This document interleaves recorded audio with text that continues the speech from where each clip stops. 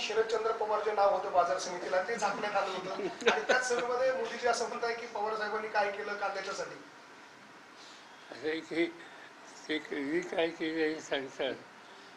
10 वर्षाचा जर अनुभव घेतला असेल त्यांचा स्वतःचाच, तर स्वतःच्या योजनेसाठी सांगतो की ते ज्यावेळी गुजरातचे मुख्यमंत्री होते त्यावेळेला त्यांच्या राज्याचा शेतीचा कोणता इश्यू असला तर ते माझ्याकडे यायचे, मला घेऊन गुजरातला जायचे.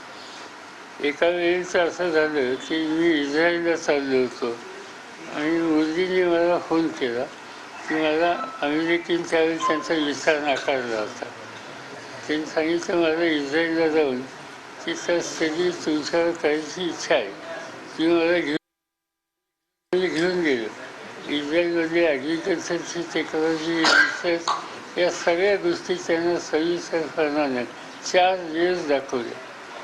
आज हे सगळं माहीत असताना हल्लीचे जे बोलतात ते माझ्या वरती राजकारण आहे, दुसरं काय नाही. ते मुख्यमंत्री होते त्या राज्याच्या डेव्हलपमेंटमध्ये त्यांना जिनियन इंटरेस्ट होता.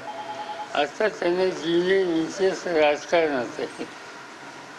साहेब, इंडिया आघाडीचं सरकार आलं, देशामध्ये इंडिया आघाडीचं सरकार आलं तर बाहेरून समर्थन देऊ असं ममता बॅनर्जी म्हणाले. उत्तर दिलं नाही आता. साहेब, काल जे कार्यक्रम झालं मोदींचं त्या संपूर्ण कार्यक्रमामध्ये काही तरुणांनी कांद्या प्रश्नावरती बोला अशा पद्धतीची घोषणाबाजी केली. आता या सगळ्या प्रकरणानंतर ते सगळे जे लोक होते ते आपल्या पक्षाचे होते असा आरोप आता एकूणच भाजपकडनं केला जातोय. काही केलं असेल, या जिल्ह्यातच नाही, धुळे, नाशिक